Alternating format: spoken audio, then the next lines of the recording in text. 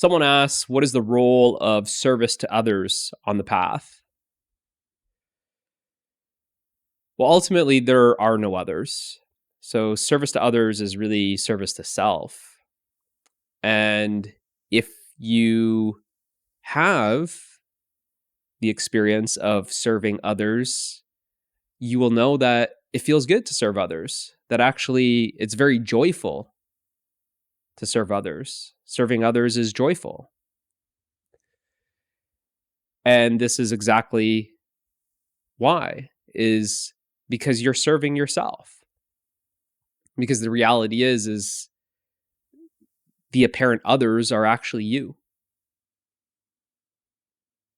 So on the path, when there's the experience of serving others, it's because we already have this openness, essentially. We're already having a connection with the heart. It's a very heart-centered way of living, service to others, where you don't have these expectations on the other to actually give you anything in return. That actually, when you're serving others, you just feel good. You feel good. You're not really concerned with them paying you back, making it even, this kind of scorecard. I'll do this for you, but you have to pay me back right away. There's a feeling of fullness. See, that's why you serve others, is because you're already connecting to the heart and you are already feeling full. One who's not connected to their heart feels a great sense of lack, scarcity. And when you are living in this scarcity mode, the last thing that you want to do is serve others. The last thing that you want to do is share.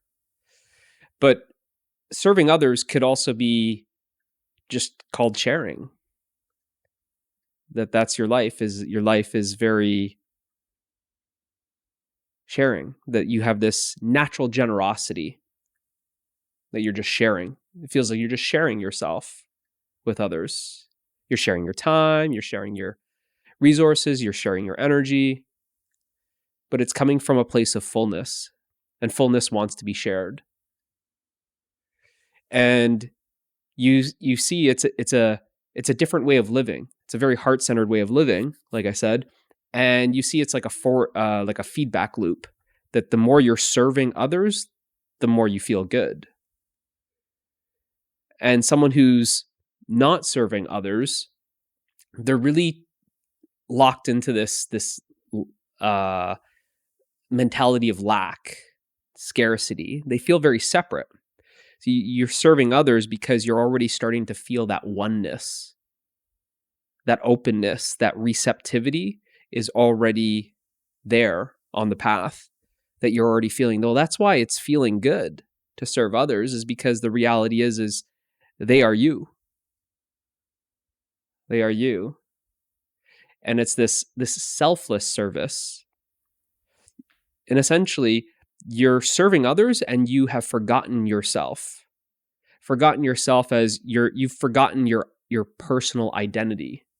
You are experiencing your limitless nature. You're not drawing a firm border that doesn't exist. You're not creating this border, this boundary between you and other. It's there, but it's not there so firm. It's not so solid, which is why you're starting to experience that feeling of oneness and that joy to make someone smile, to help someone. You'll go out of your way to do some small things. It doesn't have to be big. It's not like you have to go out there and give all your money away. It's these small actions, like maybe just holding the door for someone. You see this. There's people that hold the door for others to let them in. And then there's some people that try and make themselves so narrow and slide right in the door and don't touch the door and don't hold it for anybody else. right? So in short, you could see that it's very selfless or selfish. And when we're only thinking about ourselves, there's a lot of focus on this limited identity. And when we're only thinking about ourselves like that, we're really caught up in our own misery. We're so self-centered. So service to others in the form of maybe your career or your work or in your community, as a like a family, family man, family woman, a parent, a mom or a dad, or anyone who's just in this role of service, you'll notice that one, there's already a higher level of maturity than others who aren't in that type of role. There's a maturity that you notice. Two is that you're not pulled down by this negative energy. You're more of a uplifted energy. You're not pulled down into this lack and complaining. You're more optimistic. You're more spontaneous. You're more easygoing, free-flowing. And like I said, it's very joyful to serve. That actually you start noticing that when you're serving others, you are actually feeling energized. You find that when you're serving others, it's very nourishing to you, that it doesn't feel like it's actually draining you. It's actually the opposite. You're feeling very nourished and energized. You're feeling very alive because you are, in those times of service, you're really connected to your true nature, because our true nature is selfless. At this time of serving others, you as a separate entity is really surrendered. This is what I say, is that there is surrender in service and service in surrender. One who's surrendered, they are of service. And in that service, one can also surrender. So what are you surrendering? Well, you're surrendering this limited identity, the me and mine. See, when you're serving others, you don't really have this me, mine thought. You're free of your limited identity when you're serving others. So it really alleviates you or frees you from a lot of the misery that people experience in their lives, this great deal of suffering and misery. They just kind of are really contracted. Someone who's serving others, they feel more expansive. It's this sharing. It's this outpouring coming from fullness. They're feeling more of the universal body. Instead of just being this physical body, they're feeling others as themselves. So it's very expansive. It's very uplifting. And there's this aliveness. This aliveness is actually the aliveness of being. That as much as it looks like they're doing a lot by serving, that service is actually effortless. They're not overthinking this service to others. It's very spontaneous. It's just this action that's arising in the moment, and it's arising out of being, and one is really connected to that being. They're connected to the heart. And that's why the experience is very joyful, very loving. It's that shared being, which is the experience of love. It's that oneness, that's the experience of love. And it feels so effortless because they're actually being themselves. As much as it looks like they're serving others, it feels so natural to serve others because it is. It's natural to serve others. Like I said at the start, they're not really others, it's you. It's you as the formless, appearing as all forms. And it might not just be people that you're serving. Maybe it's nature. Maybe it's the animals. In some sort of way, it's a maturing, an opening, and a way that you are expanding your sense of self. So you could say it's either selfless, or you could also say it's selfish, but from the perspective of being selfish in the sense that all is you.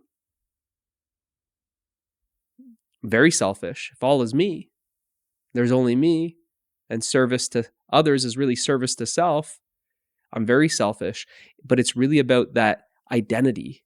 Is that identity limited, or is that identity limitless? Now, in truth, our identity is limitless.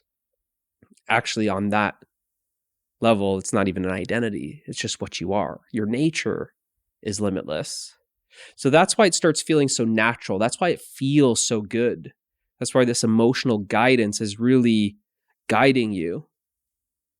That you're following your heart. Your heart is basically saying, it's natural to share. It's natural to help. That these qualities of empathy, and as that grows, it becomes compassion. They just start flowering. There's really a flowering or a blossoming of some of these qualities. But it's really that you're getting in touch with your true nature.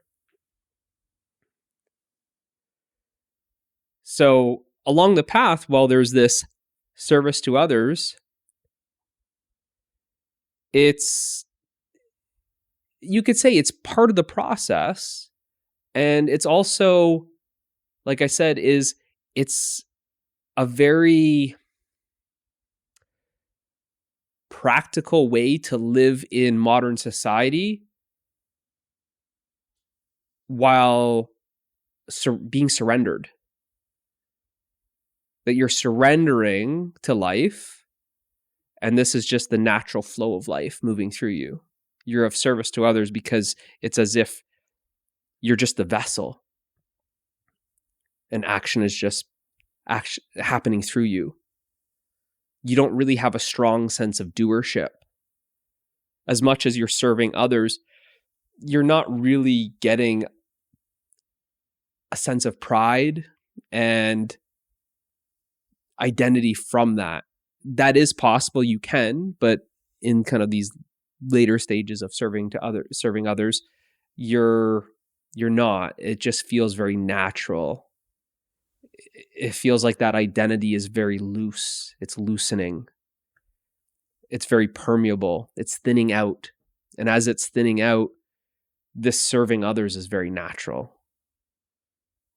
And like I said, it's this feedback loop that the more you serve, the better you're feeling.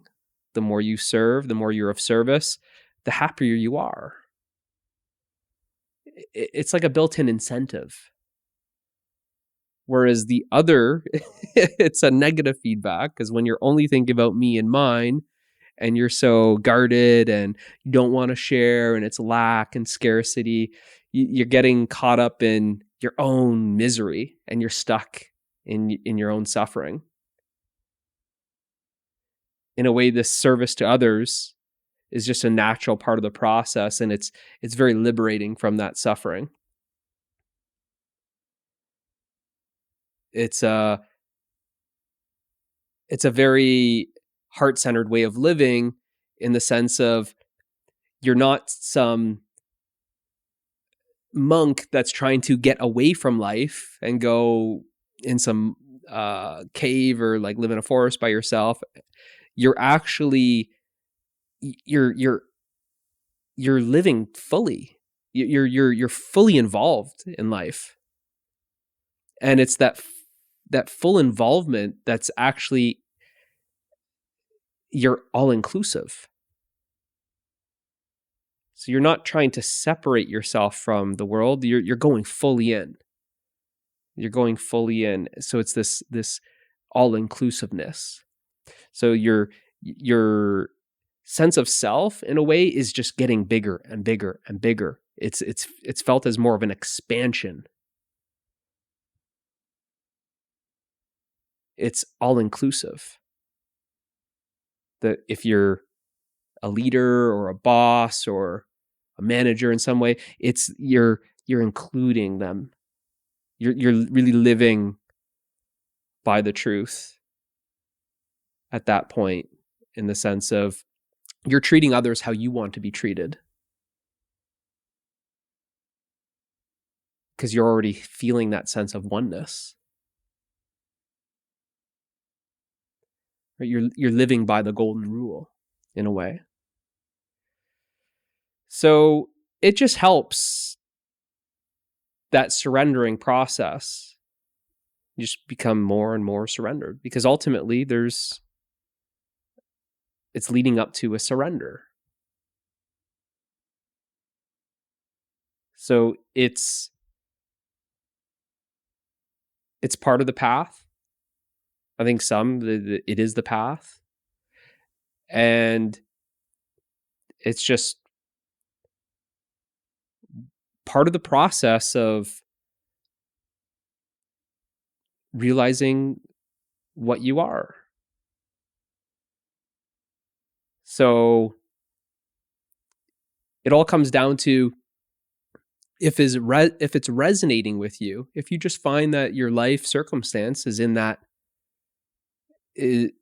shaping up to be like that.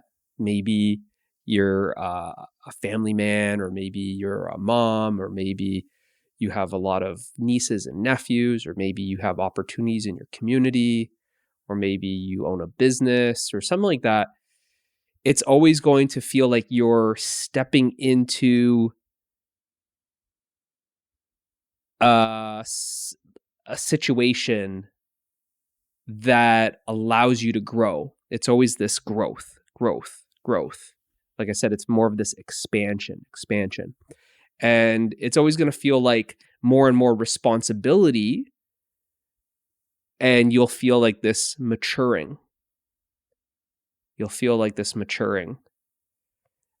But even though there's a lot of this responsibility, it's not really felt as you're trying to control everything.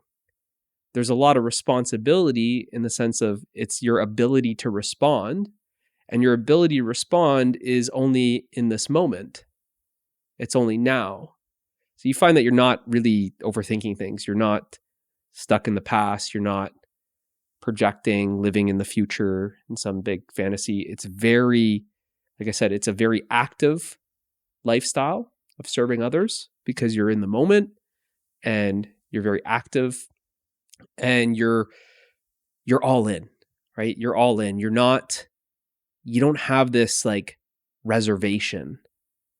And that's what a lot of people experience, is they have this reservation. It's this resistance, and this resistance is really out of fear, right? They're living in the mind, and there's a lot of this fear, which is preventing them from actually taking so much action like that and getting so involved. Whereas this heart-centered way, you're living from love. So it's love that's moving you to do these things, like sharing, like helping, like serving. See, that's love moving through you. You're moved by love, instead of being frozen by fear and not wanting to do anything and contracted. So you start experiencing these kind of polarities, this contraction and expansion, taking action or freezing up, moving from a place of lack or moving from a place of fullness. So you start experiencing this stuff, and you start basically being able to tune into